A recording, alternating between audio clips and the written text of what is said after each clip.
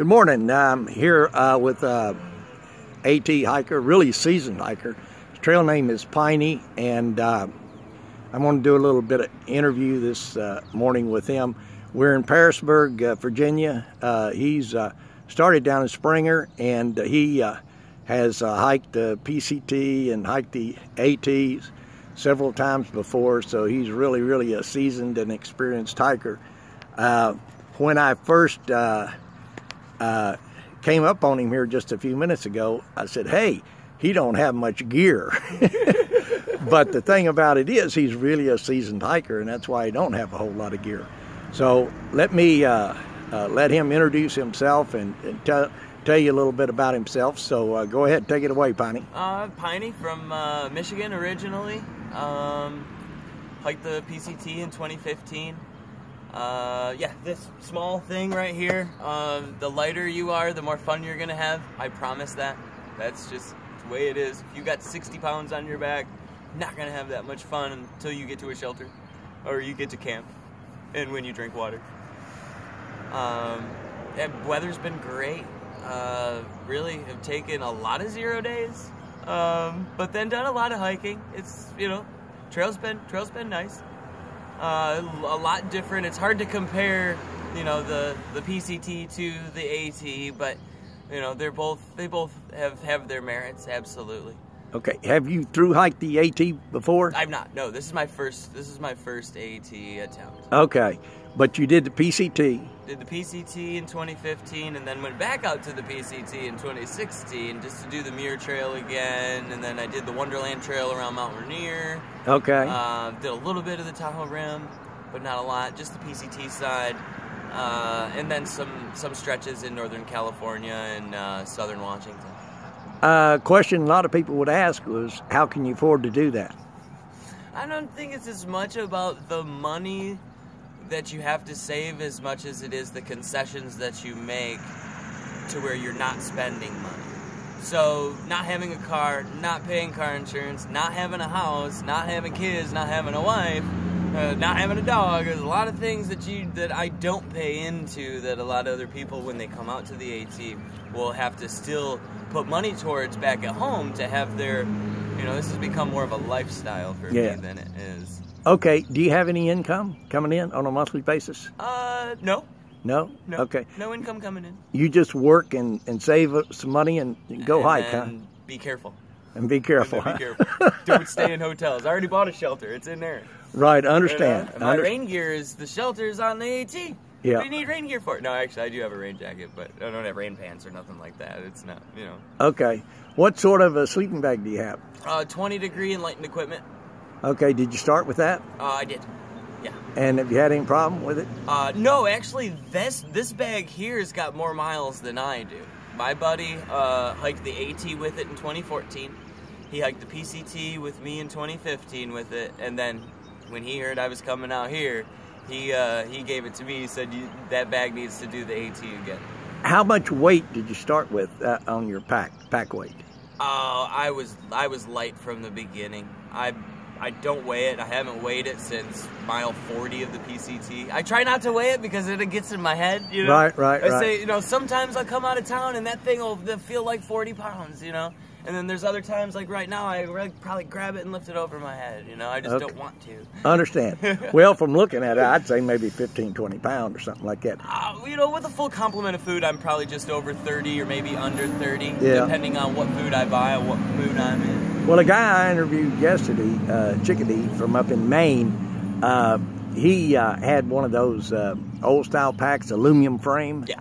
And it's a workhorse, really. Oh, it sure is. And he said he's been carrying right around 40 pounds or something like that with a full food complement of food and stuff like that. But he definitely had more of a pack. We're taking a look at it right now. More of a pack, bigger and more bulky and so forth. He also had a 0-degree sleeping bag, which adds a little bit more weight too. It sure does, yeah. And it's not, I don't really think a 0 degree is necessary on the AT unless you start in January or February. Right. And even starting in February, Stover Creek was probably 22 degrees, you know, day one. Okay. After that, the Smokies were cold for 2 nights. and that was it. Okay. Now, when you started down there, how long prior to that had it been since you hiked? Oh, I was hiking in Arizona before. Oh. I was in the Superstitions starting January 15th. Okay. I did 130 miles of the Grand Enchantment Trail, which it was about 80 miles congruent with the Arizona Trail. So you're in really, really good shape when you started? Yeah. Pretty much, yeah. Yeah. So you started off with like 20-mile days or 25? Well, no, we were taking our time, you know. Okay. But yeah, if I'm within 30 miles of town, I'm going to town. If I wake up and I'm 30 miles from town, I'm going to town. Let's put it that way. Understand, okay. So you're doing some pretty good miles. If I can go for it, I'm going to go for it. If it's iffy day, then I won't go for it. And then I just have those days where I can go for it and make up the miles. Understand. So any advice for the AT hikers other than to stay as light as possible? Yeah, that's the only thing. Have fun. Okay. Have fun. Just smile. And if you're not having fun, change something up.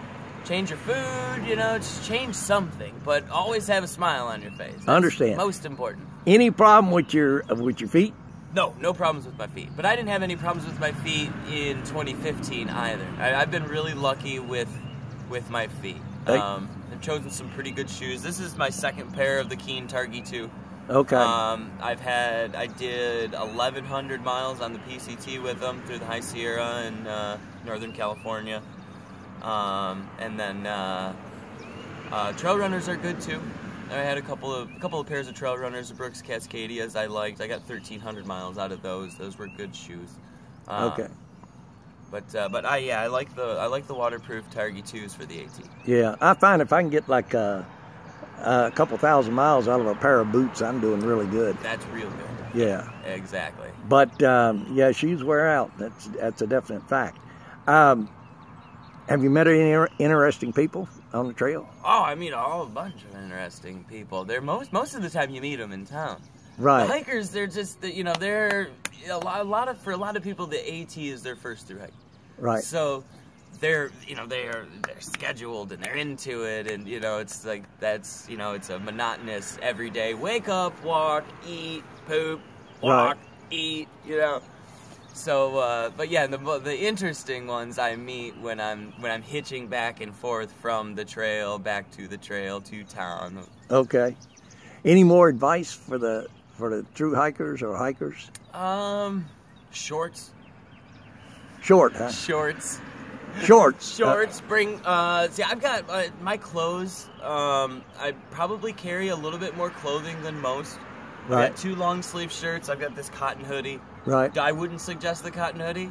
I just don't get it wet. Well, cotton has a bad reputation with a lot of hikers and stuff like that. But one thing about cotton, it's comfortable. Yeah, it's very comfortable. And I actually suggest cotton on hot days.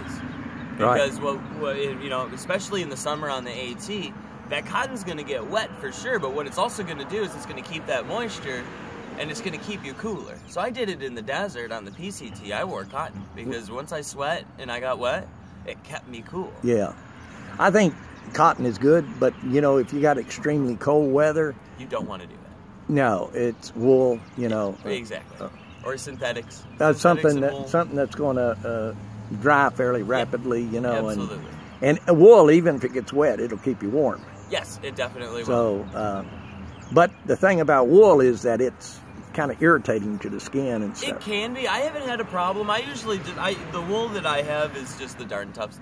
I got about 6 pairs of those. Okay. And then I've got 2 pairs of liners, real thin, like Walmart liners.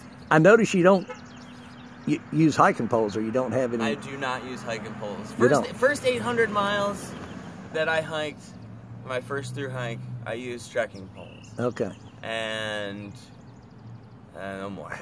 Well, I think if you keep the weight light. Yes, exactly. You don't need to. Yeah. You don't need to lean on them. But if you've got a heavy pack, then I would suggest them. Then those hiking poles takes a lot of the weight off your lower extremities. Yeah, I agree. Yeah. I definitely agree. But be careful sometimes too with the amount of oxygen that is going to your legs and your arms at the same time as you're doing this. Right. The problem that I had was I was up at elevation and I was tiring out really quickly. With hiking poles? With the hiking poles, because Right. I had all 4 going at the same time, and it really wasn't making that much of a difference for me. Understand.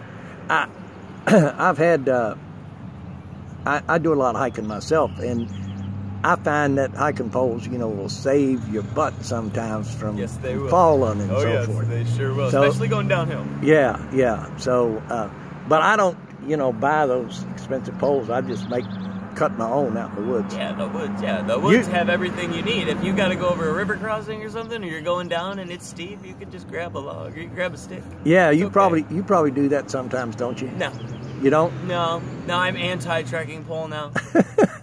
So I don't need them no more. No more, huh? Okay.